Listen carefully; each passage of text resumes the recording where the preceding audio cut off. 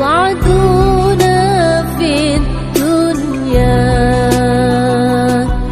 فوزنا في الأخرى بخاتجة الكبرى وفاطمة الزهراء صعدونا في الدنيا فوزنا في الأخرى بخاتجة الكبرى وفاطمة الزهراء بخاتجة الكبرى وفاطمة الزهراء. Assalamualaikum warahmatullahi wabarakatuh. A'udzu billahi minasyaitonir rajim. Bismillahirrahmanirrahim. Alhamdulillahi rabbil alamin wassalatu wassalamu ala sayyidina Muhammadin wa ala alihi wa ashabihi wa man tabi'ahum bi ihsanin ila yaumiddin.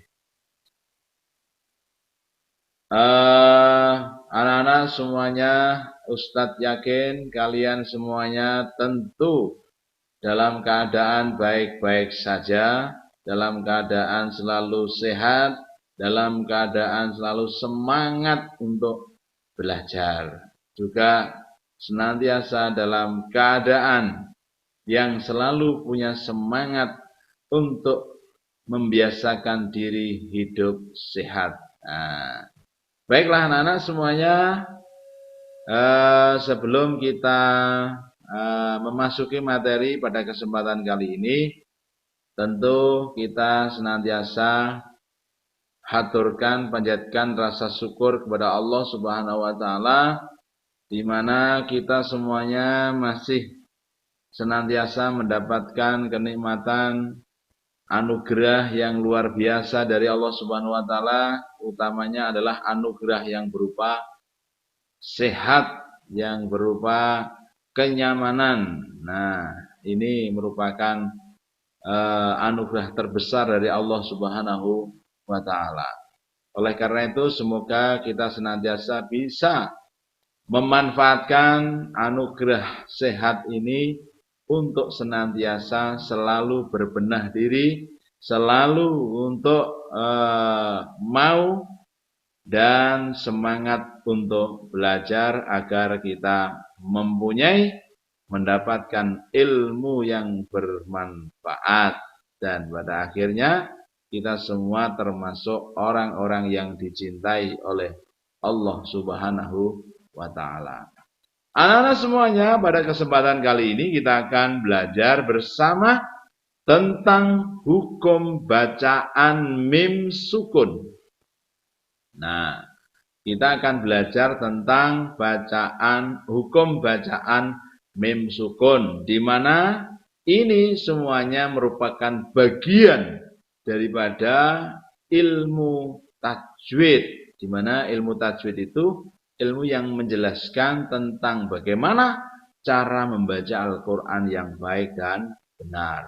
Dengan demikian, dengan kita mempelajari ini, semoga kita semakin hebat, kita semakin banyak pengetahuan, sehingga kita bisa membaca Al-Quran selalu bisa membaca Al-Quran dengan baik dan benar. Baiklah anak-anak, hukum bacaan mim sukun itu terbagi menjadi 3. Yang pertama yaitu berupa ikhfa safawi. Nah, kemudian hukum bacaan mim sukun yang berikutnya adalah berupa idgham mimi. Dan yang berikutnya adalah hukum bacaan mim sukun itu bisa menjadi izhar safawi. Nah, berikutnya seperti apa ikhfa safawi, seperti apa idgham mimi, seperti apa izhar safawi. Mari kita semuanya pelajari. Semuanya, yang selanjutnya adalah tentang ikhfa syafawi. Nah, apa tahu ikhfa syafawi? Nah, hukum bacaannya seperti apa?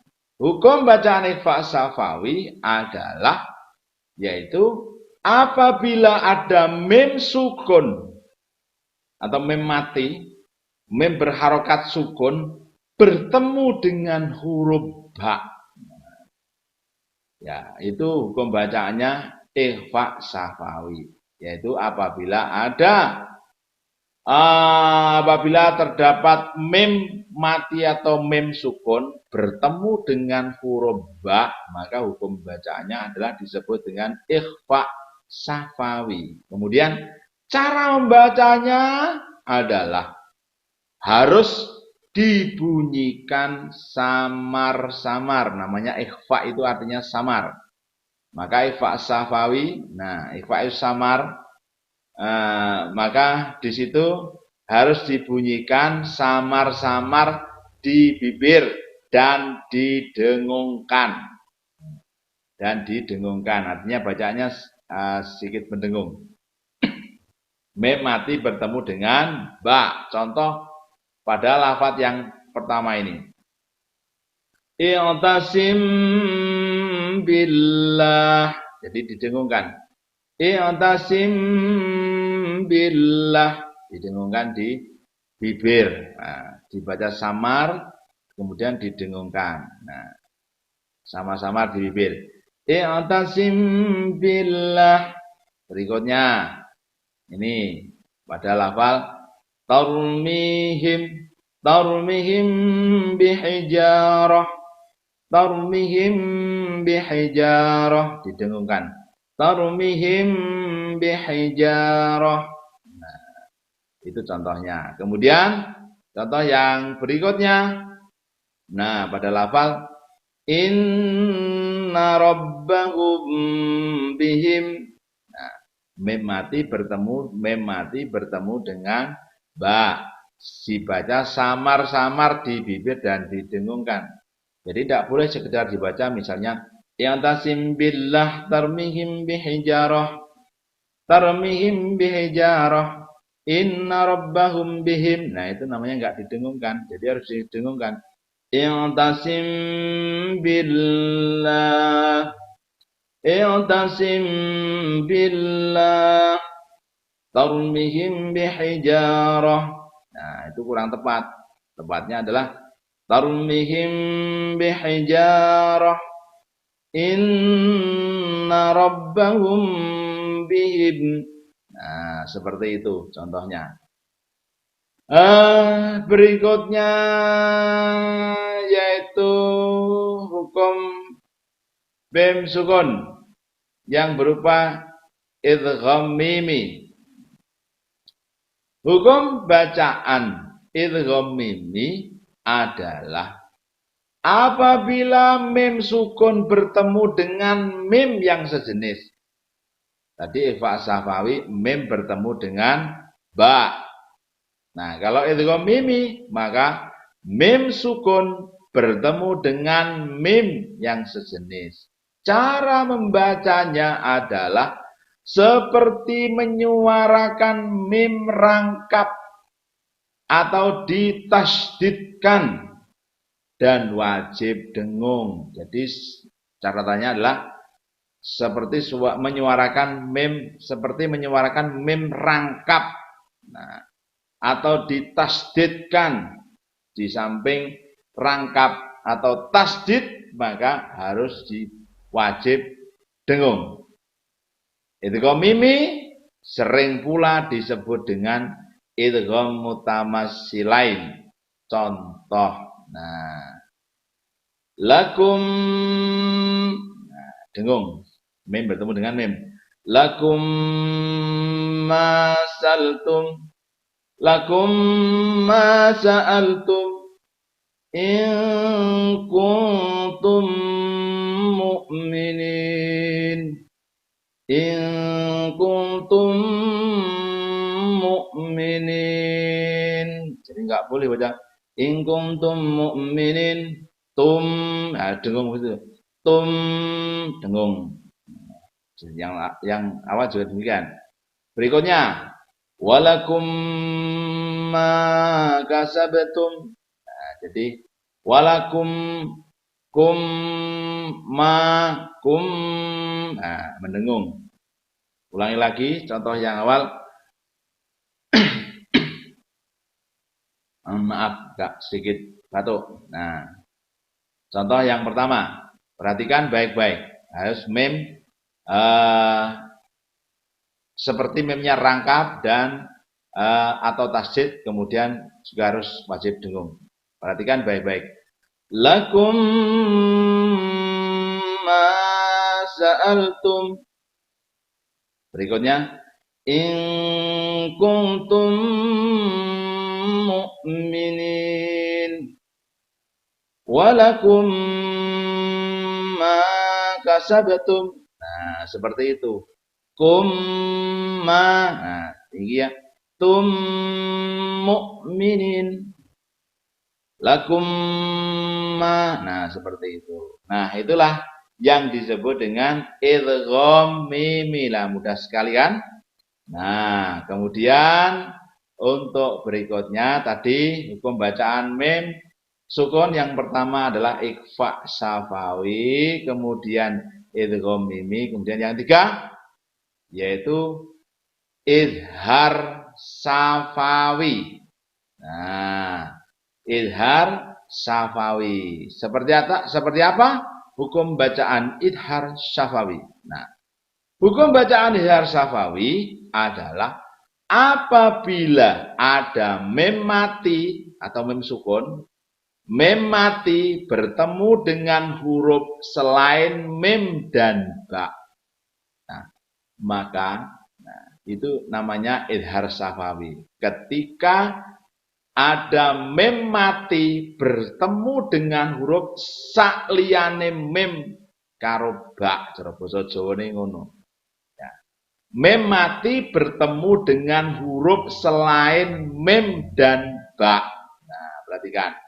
Nah, itu namanya izhar syafawi. Kemudian cara membacanya bagaimana untuk izhar syafawi?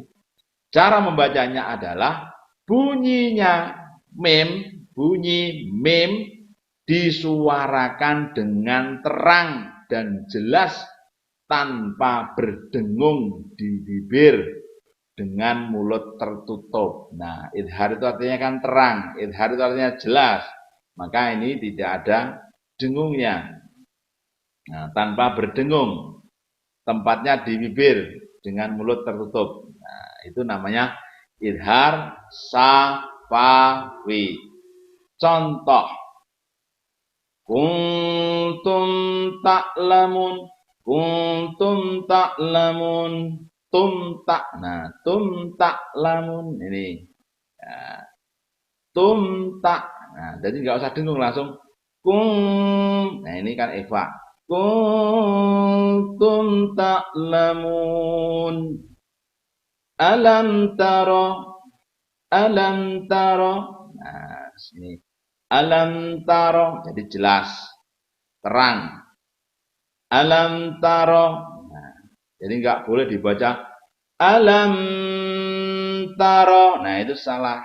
Ya, yang depan juga demikian. Kuntum. Nah, itu namanya dengung. Tapi ini nggak boleh dengung. Tanpa dengung. Kuntum ta'lamun. Alam taro. Berikutnya. Kaidahum. Kaidahum fi tadlil. Jadi nggak boleh dibaca kaidahum fi tadlil. Nah, itu nggak boleh. Jadi hum fi ya, cepat.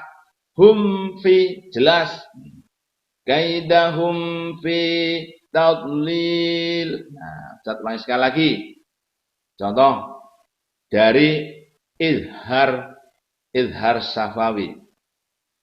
Kuntum ta'lamun alam taro kaidahum fi tadlil. Nah, seperti itu cara membacanya adalah disuarakan dengan terang dan jelas tanpa berdengung di bibir. Nah, itulah anak-anak semuanya tentang bacaan, hukum bacaan mim sukun terbagi menjadi 3. Yang pertama tadi apa? Ikhfa safawi. Yang kedua, idgham mimi atau idgham mutamassilain.